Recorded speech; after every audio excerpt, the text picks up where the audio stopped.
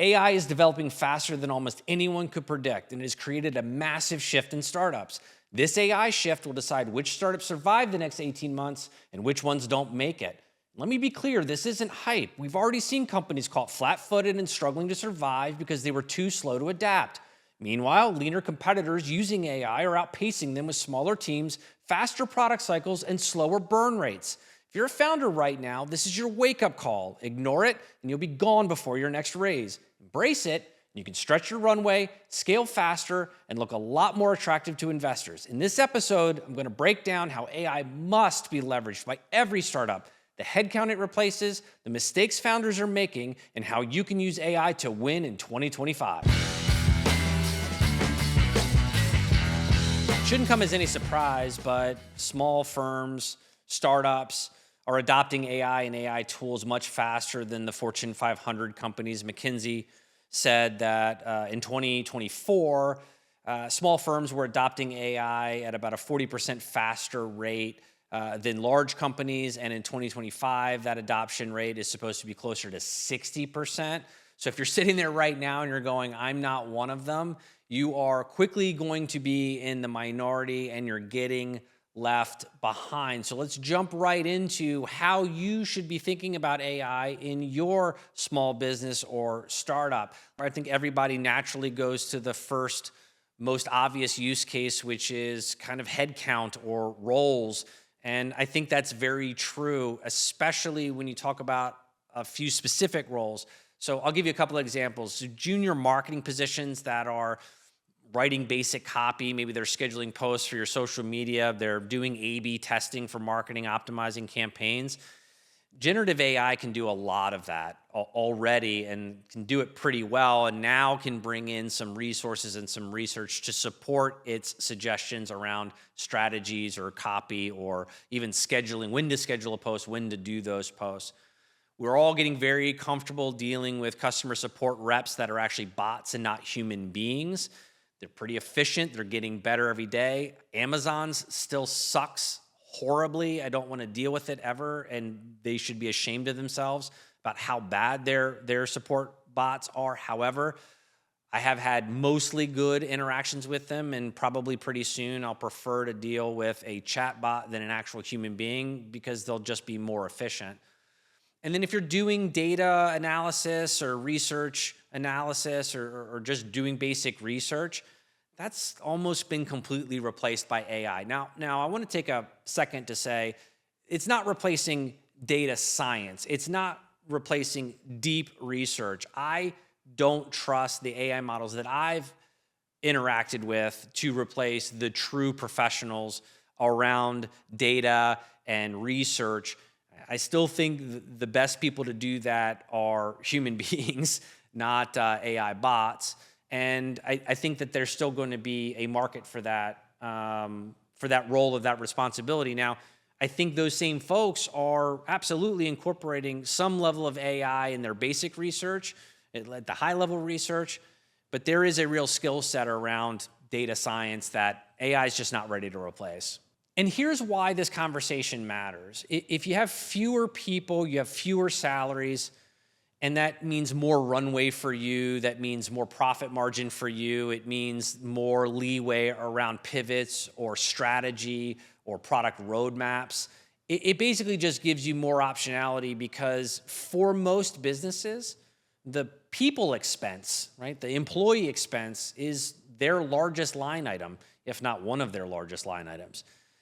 You get to start hiring for skills instead of people, and you get to hire people around the roles that you want to help them build around themselves and around your business. So in other words, you get to hire people that aren't yet qualified for the job because you're going to be creating the job as they go, and that gives you a ton of flexibility.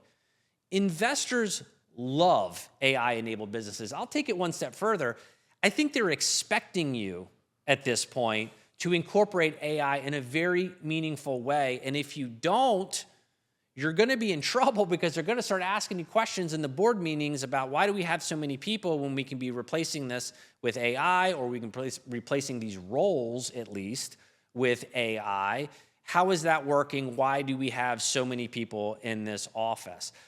I heard a story recently that investors have started using AI to search for AI themes in pitch decks or in company updates to see if these startups are actually using AI. And the irony, of course, is they're using AI to try and find the AI. Now, I get it. This is an uncomfortable conversation because we're talking about human beings. We're talking about their livelihood. We're talking about their, overall financial wellness.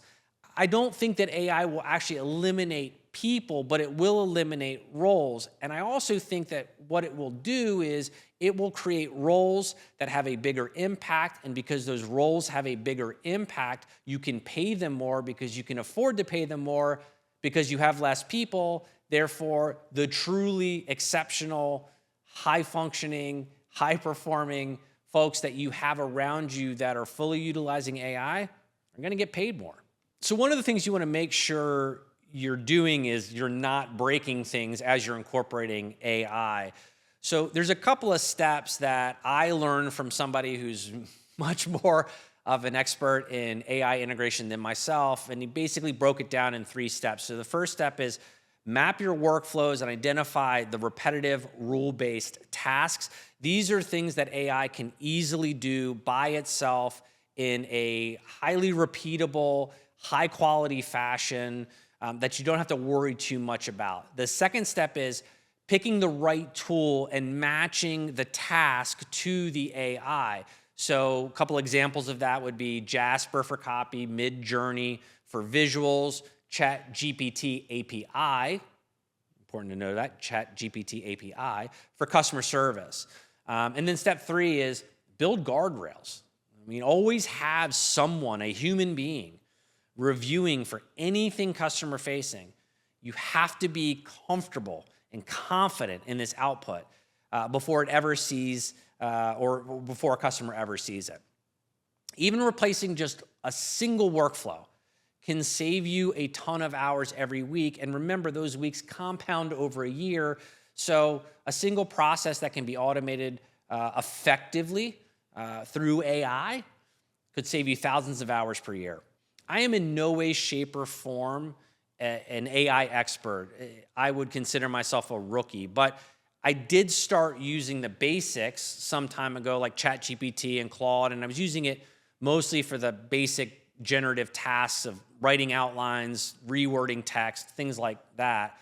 But when I started using Perplexity, that was really eye-opening. I do a lot of research in my work, and Perplexity allowed me to do a lot of research very fast that was much deeper than the other sources that I had. And in actual fact, maybe I shouldn't admit this because it's a terrible environmental impact, but I probably use Perplexity like I used to use Google because it's that much better.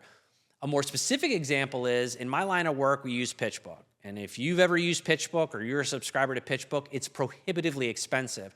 And Perplexity runs circles around it and anything that isn't proprietary to PitchBook. So let's say it is 90% of PitchBook on the free version where PitchBook is $15,000 a year.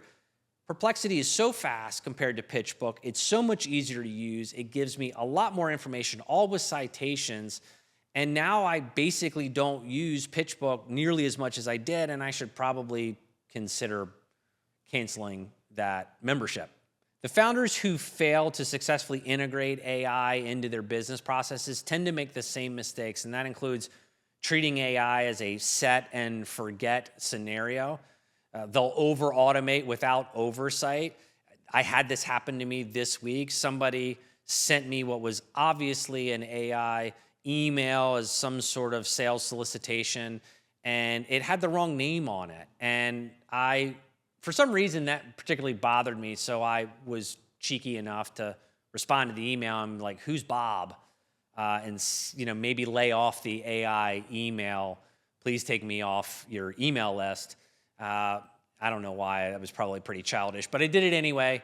But that can happen if you are over-automating and you're not really checking what AI is doing on your behalf. Founders will often collect tools, kind of like trading cards, but then never integrate them. And this is particularly bad on a couple levels because some of those things aren't going to work together. And maybe even more basically than that is you might be paying for something that you're not using, and that's just a waste of capital and pretty much a cardinal sin in any small business or startup. And worst of all, they don't train the AI on their data. So you have these capable tools, you have these platforms that can take your information, train themselves on your information, be that much more relevant to your business model, what you're trying to do, your customer base, your products, your other integrations, and they don't actually train the AI models on that. They just let them work in their own silo, and that's a huge mistake. I get it.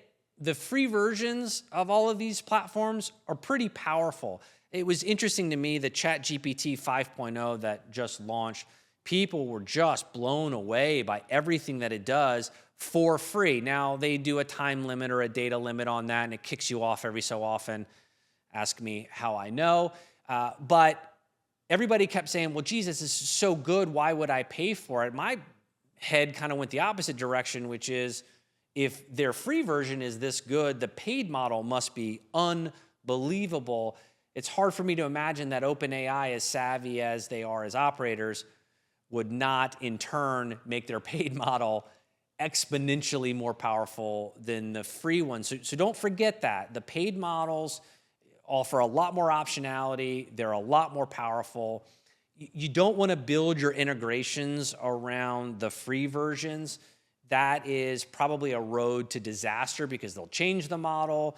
You're not paying for it. You're putting a lot of resource into the free model, not the paid version, and that's probably short-term thinking.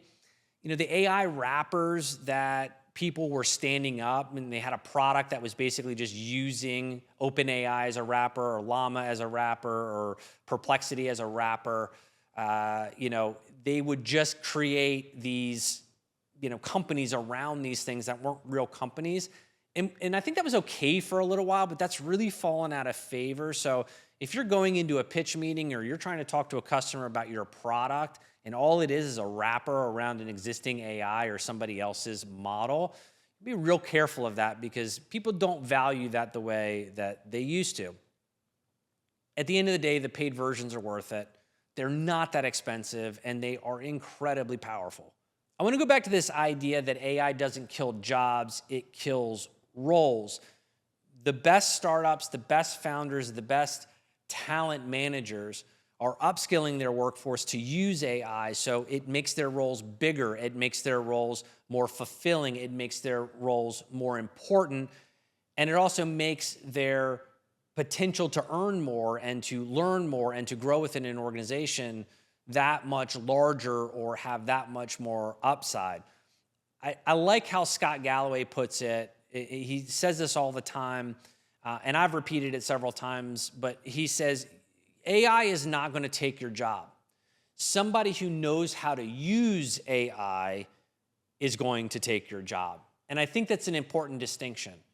We have the opportunity to become more efficient as individual contributors, as part of a team, if we're able to utilize these tools. And those of us who choose not to do that, yes, we're in danger of being replaced. Our role is in danger of being replaced because we haven't integrated that technology into our day-to-day and our, frankly speaking, skill set.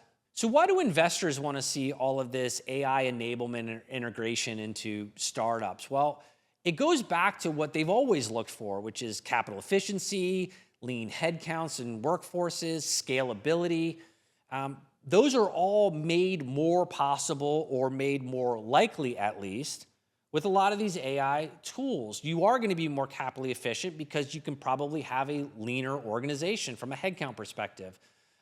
You can scale a lot of things in a startup specifically around technology, processes, and generative type work with AI tools than you can without them. AI is just simply faster and more efficient on a lot of these things than human beings. See above, capital efficiency, see above, lean headcounts. And they're looking for AI native teams. They don't just want AI curious. They want people that are literally looking at every facet of their business and saying, should a human being do this? Should we have some sort of technology? And maybe more specifically, where are we utilizing AI to make these processes faster, more efficient, more effective than what the human equivalent or equivalency could be? And the founders who can clearly show that to investors are gonna get term sheets faster. Y Combinator said the quiet part out loud recently when it said it only wanted to invest in small teams that were able to build billion-dollar companies based on the enablement and integration of AI tools. I don't think Y Combinator's alone here. I think most investors are feeling that same sentiment if they're not already incorporating that into some of their investment decisions. So what I'm advocating for is I want you to start incorporating AI right now, if you're not already. It's easier than you think, and in just the next week, you could probably automate a bunch of things using AI tools that you're doing manually. So if you wanted to automate your social media scheduling, if you wanted to use AI to track competitors or summarize industry news, you could add AI lead scoring to your CRM. That's actually a cool feature that I think a couple of the CRMs actually already have integrated. And if you don't, there's third-party solutions for that, all free too, which is kind of nice. You can generate investor outreach. And more importantly with that is you can make it personal to them, their portfolio, their thesis, all of those things. Nothing is worse than getting a cold email from a startup founder asking me to take a look at their deck. Has nothing to do with what I'm investing in, has nothing to do with my firm, and probably has the wrong first name in the title or in the greeting line. And all of this can be done within the next 5 business days. It can make a meaningful difference in your execution. So here's the bottom line. You just can't ignore AI anymore. It's not a fad. It's not going away. It's just going to have to become part of your business's operating system. Your investors are expecting it. Your employees are expecting it. Your coworkers, your co-founders are expecting it. You don't have to be an AI expert, but you do have to be curious, and you do have to be willing to learn. Try some stuff, mess up, make mistakes. That's all fine. It's part of the process. You will get better at it, and these tools are surprisingly easy to use. To that point, if you don't know how to do something, you can often ask the same platform how to use it, and it will tell you. For example, if you go to ChatGPT and you don't know how to prompt something, meaning you don't know how to phrase the question, ask it how to phrase the question, and it will tell you.